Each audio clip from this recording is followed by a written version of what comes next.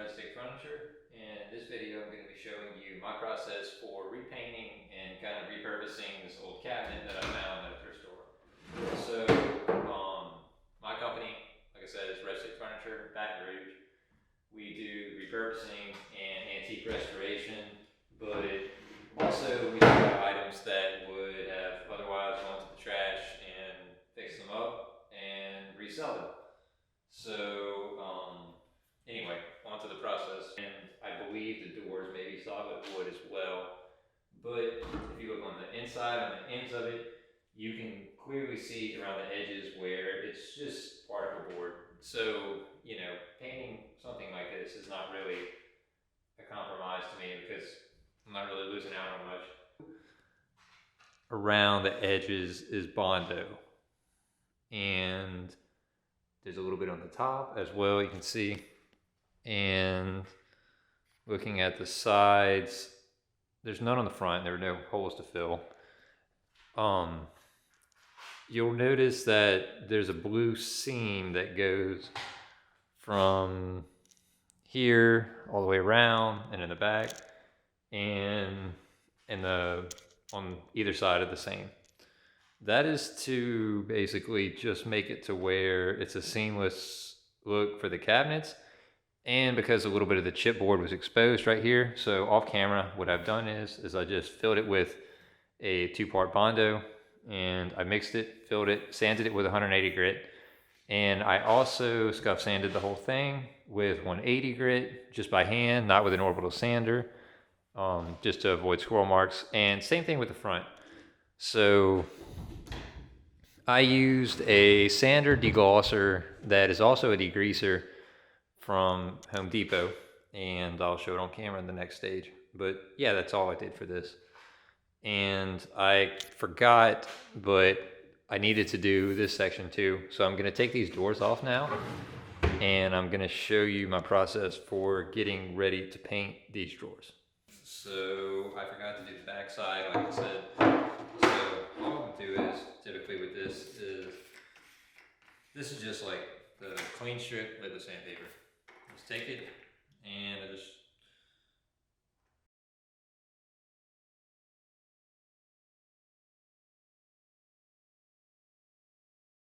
So all I'm doing in this part of the video is scrubbing that liquid sandpaper into the door, and I have a bucket of clean water. I'm just taking that microfiber towel and just cleaning it off routinely and just making sure to rinse it in a trash bucket. That way the water that I'm rinsing in stays clean.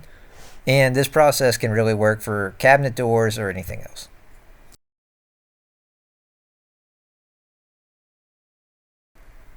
In this part of the video, I'm just using my Titan cap spray to apply a Zinsser 123 water-based primer, and I'm just spraying it on with a nozzle 3, which would probably, I guess, be equivalent to like a 1.3 or a 1.1 in a standard HVLP. The overspray from this machine is very low, and I'm not too worried about it. And you won't even be able to really notice it that much unless you're spraying like inside of a cabinet like I am. So that's why I'm not too concerned with the amount of blowback that I'd be getting on the surfaces around me.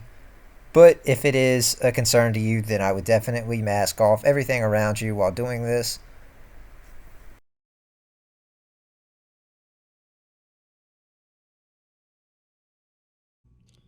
So the primer's on, and this is kind of what it looks like. Obviously, a lot of bleed with the previous coating, but you know, it looks like a typical piece to me. Depending on what kind of paint you're using, you might want to go back with another coat of primer, but I don't think I'm going to, just because of the particular type of paint I'm using has a high hide, and you know, I mean, you surely want that first coat of primer to catch the bleed through and the, you know, for the basically the adhesion abilities of the primer. What I am going to fix though is that I noticed there's some little areas like this throughout the piece where I thought that I put enough Bondo and sanded it, but apparently I didn't. So I'm going to fix that off camera. And I'm not actually going to go back with the same kind of Bondo because I've already got a white primer on it. And, well, actually I am going to go back with the same kind of Bondo because I'm using a blue paint and it's a bluish colored Bondo. So it'll blend in okay. So basically for this part, I'm just using my Titan cap spray to apply the first coat of paint, which was actually a Benjamin Moore color that I got tinted in a Sherwin-Williams emerald urethane cabinet and trim enamel. Um, I have a commercial account at Sherwin-Williams, so I just tend to shop there. Not that I have anything against Benjamin Moore's paint. Um, it's a good product. I did notice whenever I was using the spray gun that I was getting a lot of orange peel for some reason, and I found out that my hose was a little bit loose on the sprayer, and that's kind of what you see me just looking at here. Is I'm just kind of examining why, trying to figure out why there seems to be a lot of kind of cratering in the HVLP sprayer. It's sometimes like a little bit of a never-ending problem with HVLPs in that matter. I tend to turn mine really low and I try to make multiple passes to make sure that I get good coverage. But there's a lot of different ways to do it, and for this kind of finish, I'm not too worried about it because this product lays down pretty well, and it'll also has a self-leveling quality so that it can be used with a brush.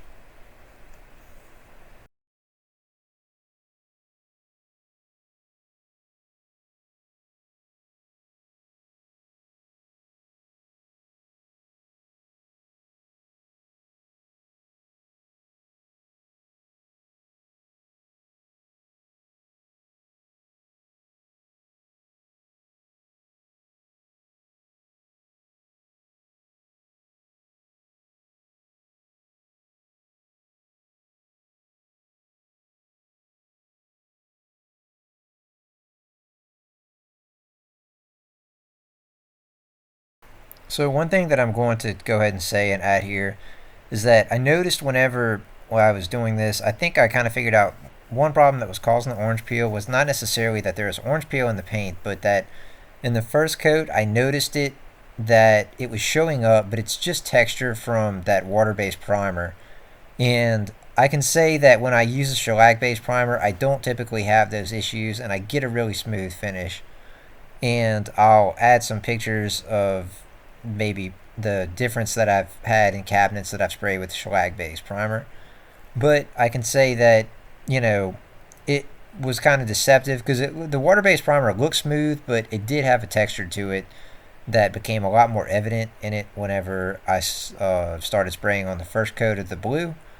And maybe with a different color it'd be a little bit less noticeable, but it was definitely apparent here. And I'm definitely going to have to go back and sand it with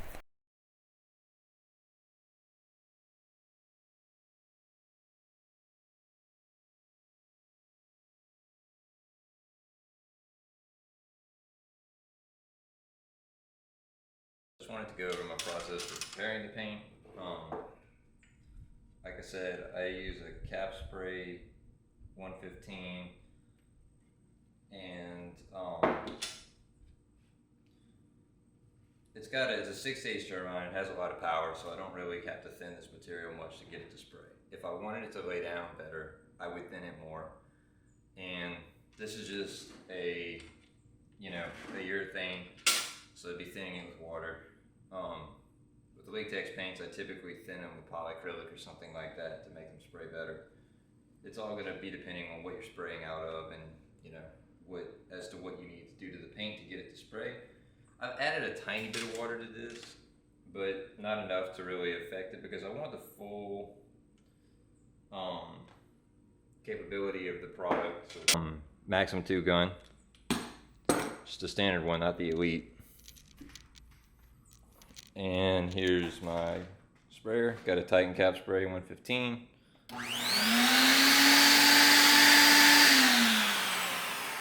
Sounds like it's running kind of rough right now, actually. But here's the dresser after a few coats of paint. It's not looking bad.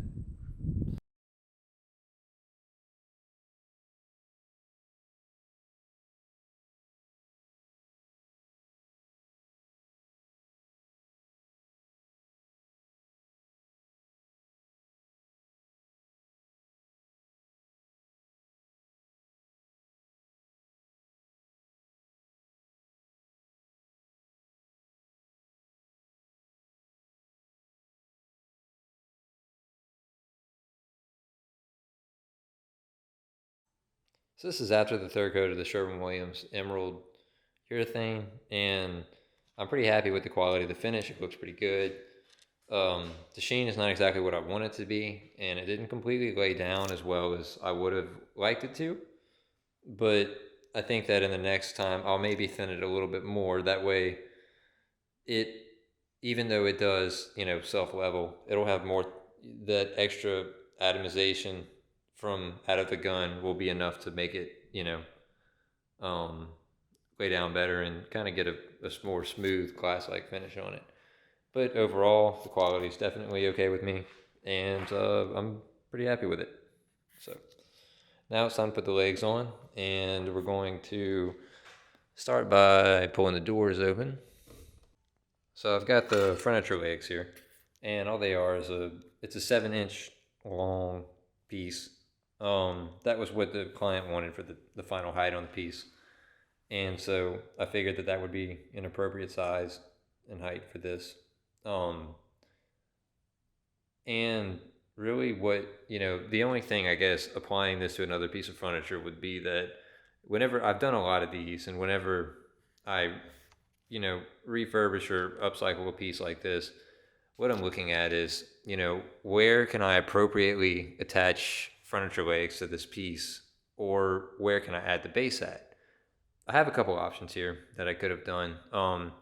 What I could do is I could take this whole section off the skirt and find a place to, structurally where this is solid. So right here or somewhere like that, and attach the table legs. What you don't want to do is attach them somewhere. I don't really see anywhere on this piece of furniture that would be appropriate, honestly, to even do that. I guess do something like this, if I were to take this off and try to just screw, half of the side of this to this piece of wood right here, and just kind of leave the other side hanging off with no support. There are pieces that I get that don't really have a good way to, without obviously majorly redesigning the piece of furniture, alter the base. So in that case, I'll probably just opt to leave the base whatever it is and just paint it or stain it or try to, make it look a little bit better while also, not having to completely rework the piece. Here's the cabinet in its new home, and I'm glad that it's done and the client's happy with it.